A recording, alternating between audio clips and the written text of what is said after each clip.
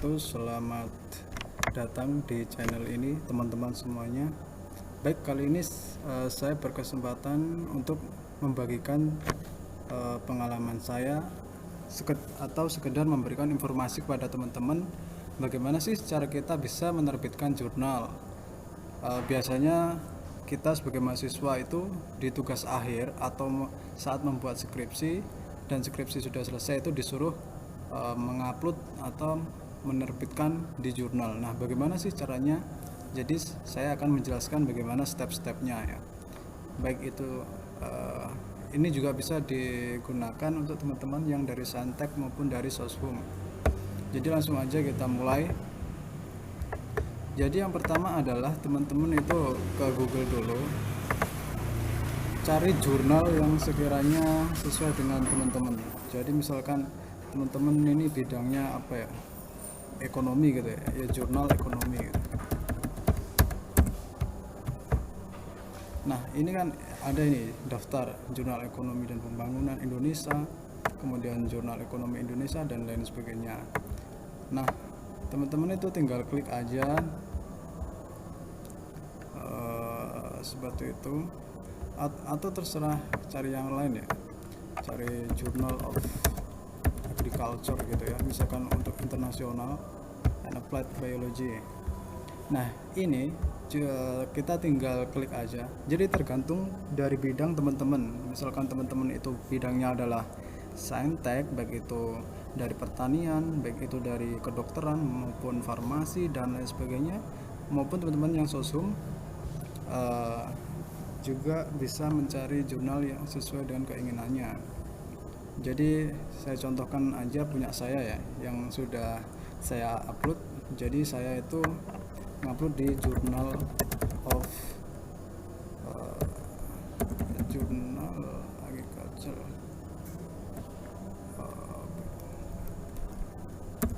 Journal of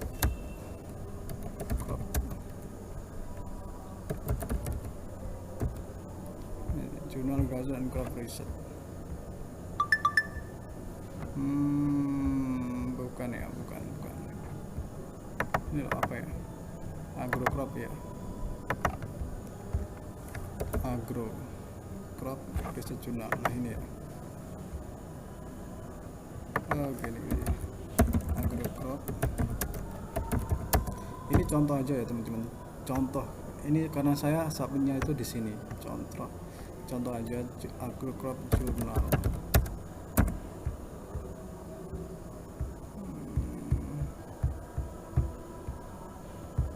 Agrocrop Journal apa ya ini namanya? Agrocrop Research Journal.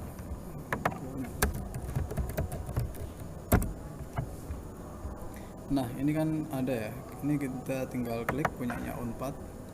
Nah, kemudian kita lihat di pojok sini, teman. Jadi tergantung dari situs web dari jurnalnya sendiri ya.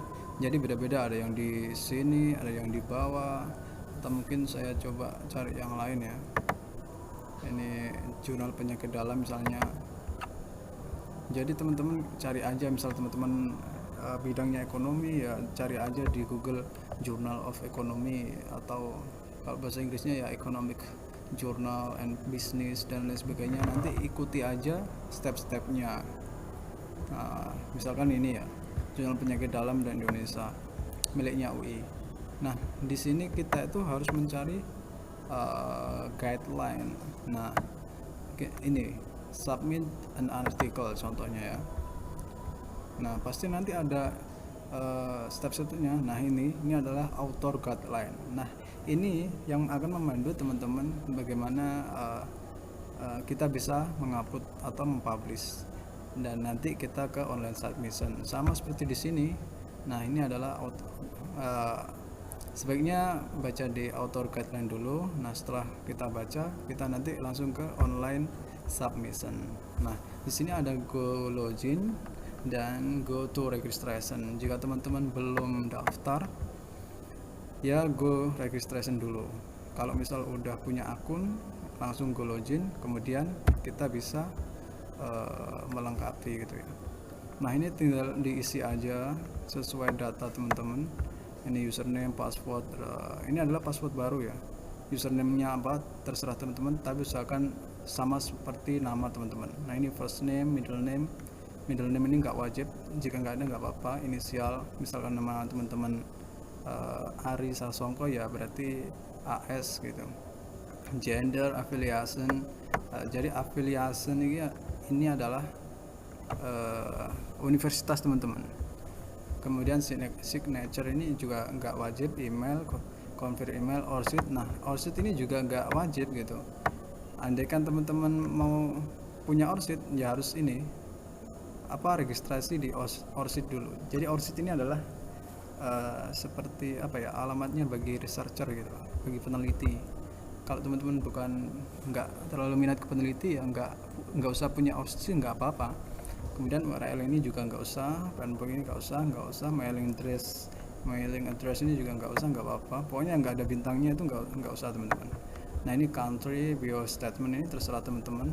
Jadi ini saya contohkan yang bahasa Inggris ya. Jadi ini registrasi sebagai apa, sebagai reader atau sebagai author dan sebagainya. Kita tinggal klik register.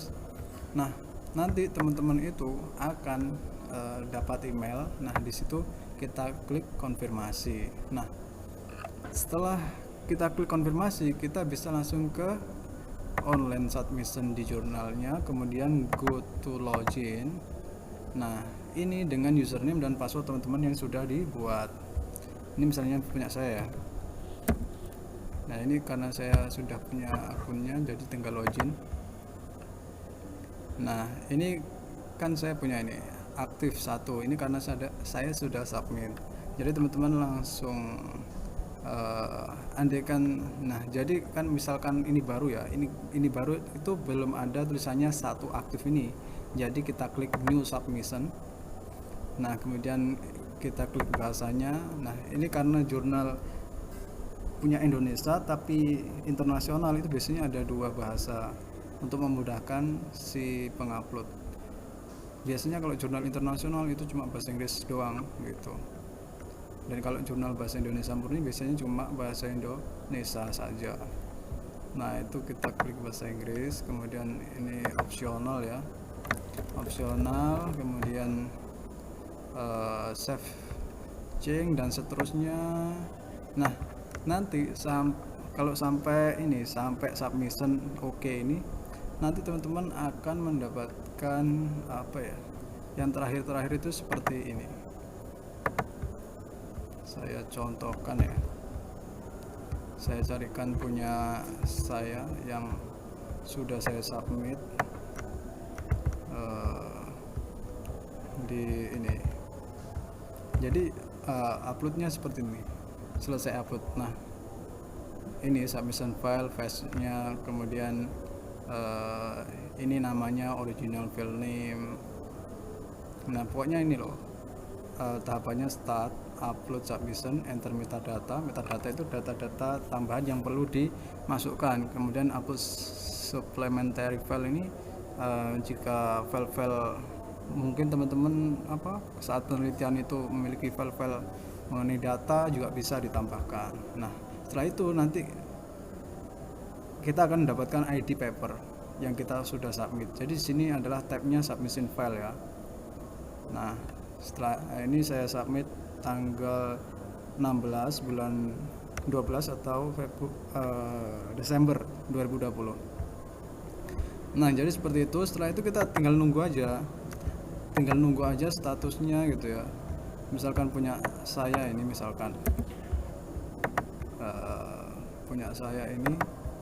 statusnya, jadi teman-teman bisa terpublish itu ya kurang lebih 6 bulan paling cepat.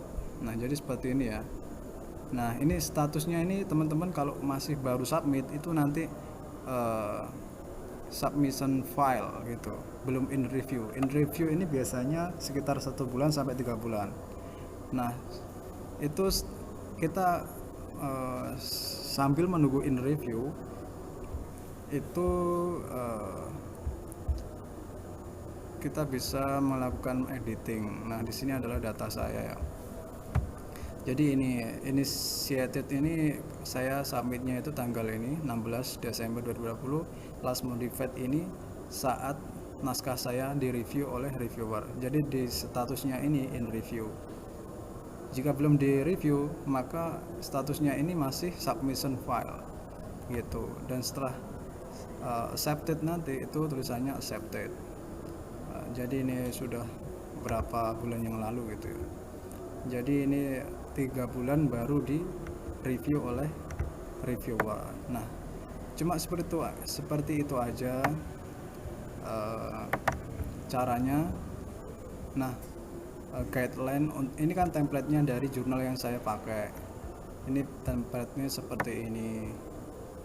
Nah, untuk mencari template itu biasanya ada di author guideline. Kita gunakan templatenya ini loh, ada research article, short communication, review article. Nah, teman-teman kalau misalkan berbasis riset ya pilih research article. Kalau misalkan seputar ringkasan riset, misalkan teman-teman ingin menjabarkan secara ringkas walaupun tidak dari penelitian juga tidak apa-apa, dari review. Nah, review ini lebih kompleks, walaupun kita tidak melakukan penelitian tapi ini dia membahasnya itu luas banget.